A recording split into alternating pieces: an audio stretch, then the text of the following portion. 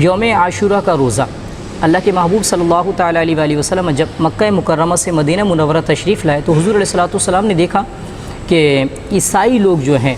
وہ یوم عاشورہ یعنی کہ 10 محرم الحرام کا روزہ رکھ رہے ہیں۔ تو اللہ کے محبوب علیہ الصلوۃ والسلام اگرچہ جانتے ہیں، صحابہ کرام علیہ وسلم نے پوچھا یہ کیا کر رہے ہیں؟ تو فرمایا یا رسول اللہ صلی اللہ علیہ وسلم اس دن میں اللہ تبارک و تعالیٰ نے اس قوم کو یعنی کہ موسیٰ علیہ الصلوۃ والسلام کی قوم کو فرعون کے ظلم سے نجات عطا فرمائی تھی۔ بذریعہ قرآن کے اندر جو واقعہ موجود ہے کہ دریا کے ذریعے راستہ رب العالمین نے عنایت فرمایا تھا، تو اس فرعون کے ظلم سے نجات کے شکرانے پر یہ روزہ رکھتے ہیں۔ تو اللہ کے محبوب علیہ السلام نے فرمایا ہم موسیٰ علیہ الصلوۃ والسلام سے ان کی بنسبت زیادہ محبت کرنے والے ہیں، لہٰذا ہم بھی روزہ رکھیں گے اور ان کی مخالفت کریں گے، یعنی کہ 10 کے ساتھ علماء فرماتے ہیں 9 کا روزہ ملائیں گے، 10 کے ساتھ 11 کا روزہ۔ جی ہاں، ایک دن کا روزہ رکھنا اس کو علماء نے ناپسندیدہ قرار دیا ہے۔ 10 محرم الحرام کا روزہ رکھنا بڑی فضیلت کا حامل ہے، بلکہ یہاں تک کہا جاتا ہے جو شخص یوم عاشورہ کا روزہ رکھے اور اس کے ساتھ ہم نے مخالفت بھی یہودیوں کو کرنی، یعنی کہ اس سے ایک دن قبل 9 کا رکھ لیا جائے، اس کے ایک دن کے بعد اپنی سہولت کے لحاظ سے رکھ لیا جائے، 10 کے ساتھ 11 یا 9 کے ساتھ 10 کا اہتمام کر لیا جائے۔ تو روایتوں میں آتا ہے کہ نبی کریم صلی اللہ علیہ وآلہ وسلم ارشاد فرمایا مجھے گمان ہے اللہ رب العالمین پر کہ یوم عاشورہ کا روزہ 1 سال قبل کے گناہوں کو مٹا دیتا ہے، 1 سال قبل کے گناہوں کا کفارہ یہ روزہ ہے۔ تو لہذا بلا شبہ اکثر عمومی طور پر ہمارے یہاں چھٹی کا بھی الحمدللہ اہتمام ہوتا ہے۔ الحمدللہ عاشقان امام حسین، عاشقان رفقائے کربلا، عاشقائے شہدائے کربلا کو چاہیے کہ ان کی مطلب یہ کہ ایصال ثواب کے لیے ہم جو ہے نا یہ روزے رکھیں۔ اور اسی کا ایک خاص وظیفہ حضرت مفتی احمد خان نعیمی رحمۃ اللہ تعالیٰ علیہ القوی فرماتے ہیں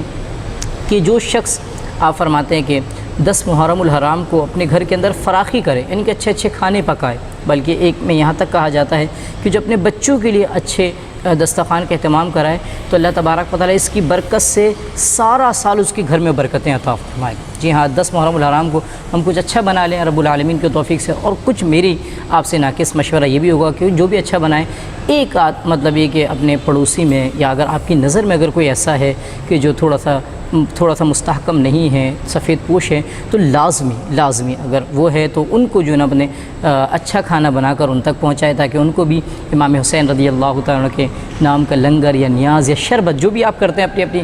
حسب استطاعت اور توفیق سے وہ ان کو یقیناً الحمدللہ ہم عاشق حسین کی نسبت سے مل جائے۔ لیکن پھر ہاں یہ تمام کے تمام دیکھیں کام مستحبات ہیں، کریں گے تو بالکل ثواب ملے گا الحمدللہ، نہیں کریں گے تو کوئی گناہ نہیں ہے۔ لیکن اصل کیا ہے؟ یہ تمام چیزیں بالکل کرنی ہے ہم نے الحمدللہ، لیکن ساتھ ساتھ اصل کیا ہے کہ امام حسین رضی اللہ تعالیٰ عنہ نے جو ہمیں پیغام دیا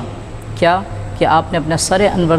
تن سے جدا کروا لیا، لیکن نماز کی حالت میں آپ کا وصال مبارک ہوا۔ تو نماز نہیں چھوڑنی ہے، چاہے زندگی چلی جائے، جان چلی جائے، مال چلے جائے، کاروبار چلا جائے، سب کچھ چلا جائے، لیکن نماز نہیں چھوڑنی ہے آپ، اور حق کے ساتھ اپنی زندگی بسر کرنی ہے۔ تو لہذا اگر ہم دو پہلو کو لے لیں کہ نمازوں پر استقامت اور حق اور سچ کے ساتھ اپنی زندگی، یہ امام حسین کی اگر آپ کی زندگی مبارکہ سے دیکھو تو یہ بہت بڑا عنوان ہمیں ملتا ہے، یہ ہم زندگی کے اندر لے کر آئیں۔ آپ خود دیکھیے گا زندگی کے اندر رب العالمین صدقہ امام حسین، صدقہ رفقائے کربلا، صدقہ فاروق اعظم، صدقہ خلفائے راشدین، اللہ بڑی برکت عطا فرمائے۔ اللہ رب العالمین ہم سب کو صحابہ کرام اہل بیت اطہار رضوان اللہ تعالی علیہم اجمعین کا سچا نوکر